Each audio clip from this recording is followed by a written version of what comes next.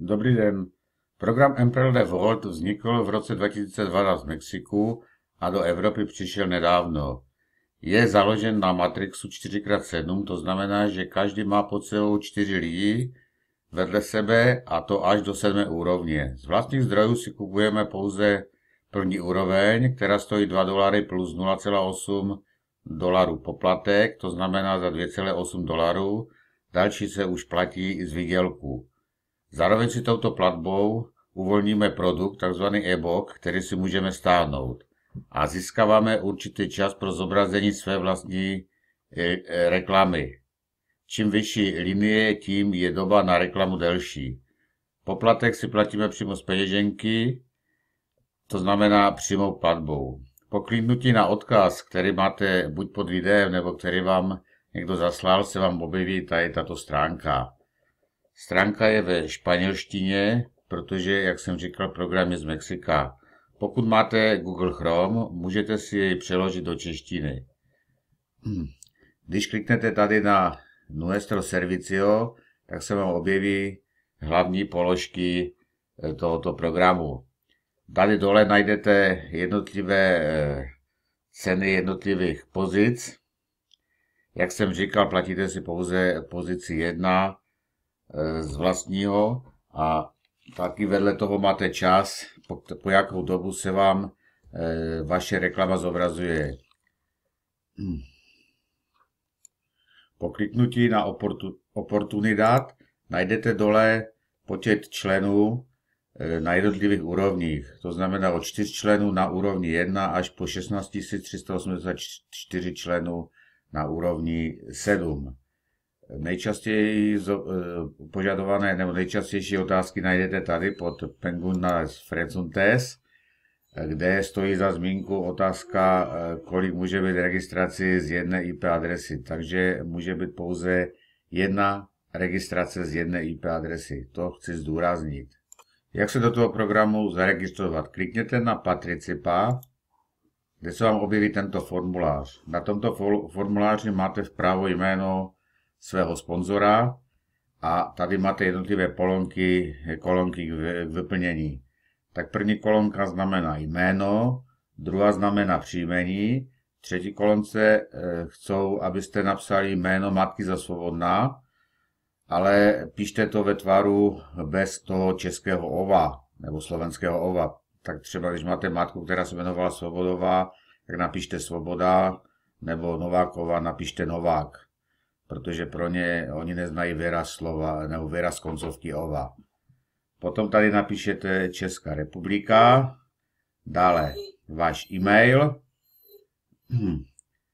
nějakou svoji přezdívku, tady měla být minimálně 8 znaků, potom je tady heslo, které by mělo mít zase 8 znaků, používejte velké i malé písmena, případně nějaký znak, heslo zopakujete.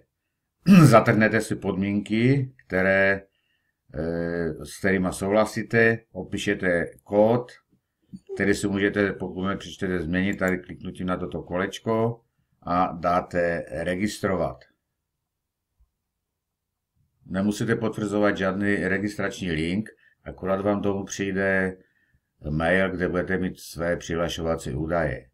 Takže pokud tuto registraci máte za sebou, můžete se již přihlásit do programu. Do programu se přihlásíme tím, že klikneme tady na tento zelený obdélníček a vyplníme si údaje. Napíšeme si své přihlašovací jméno, své heslo a opět opíšeme tady tento kód.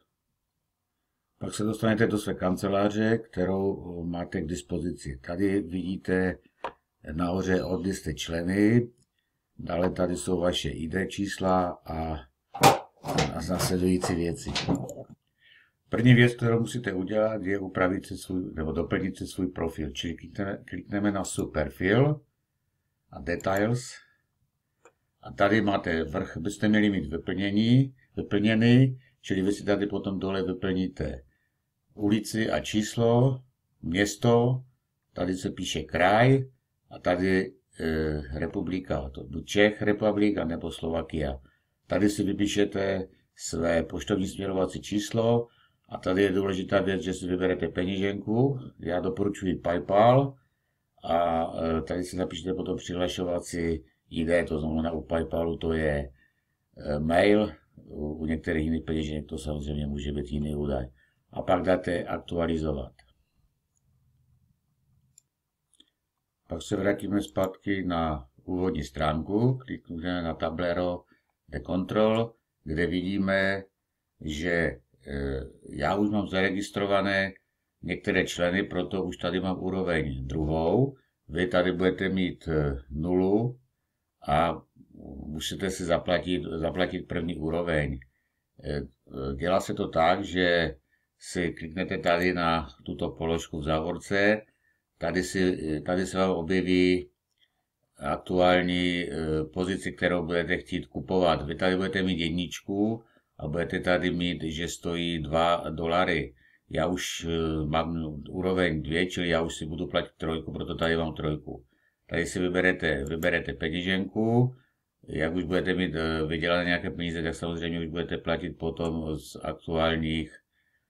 aktuálně vydělaných peněz. Takže vyberete si peněženku a jdete tady na detail del pago. Tady se vám objeví vlastně, jaké peníze budete platit, jdete na pagar ahora a objeví se vám vaše peněženka, kde už postupujete normálně jako při placení ostatních věcí, což už určitě z jiných programů znáte.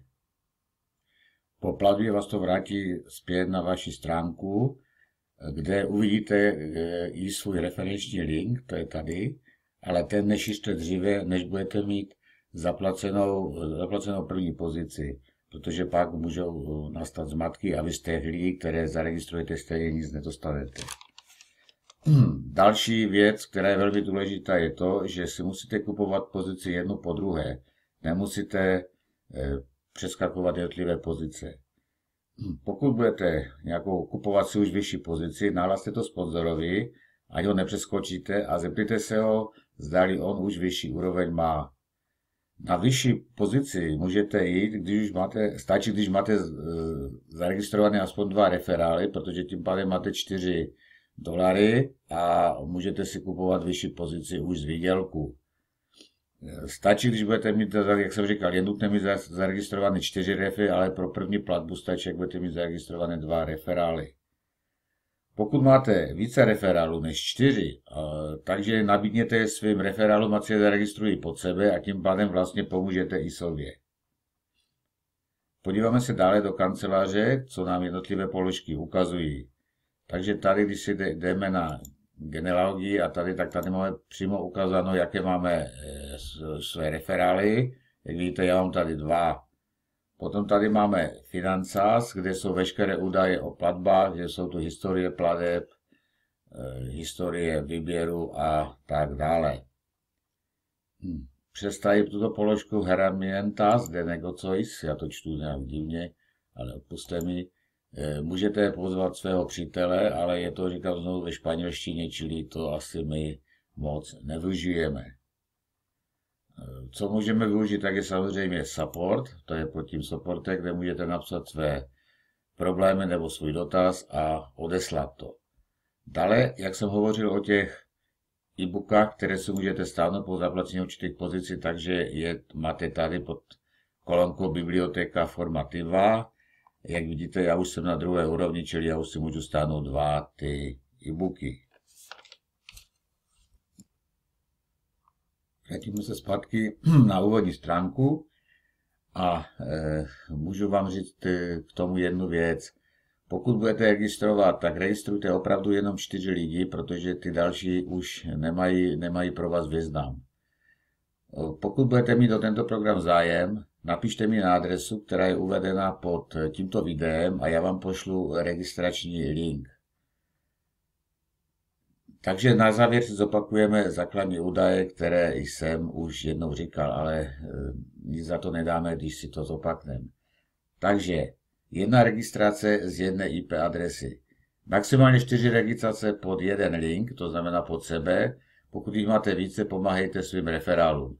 Pozici nakupujte postupně, nelze je přeskakovat a oznámte svému sponzorovi, že si pořizujete další pozici, abyste ho nepřeskočili. Takže to jsou ty hlavní body, které jsem vám chtěl říct.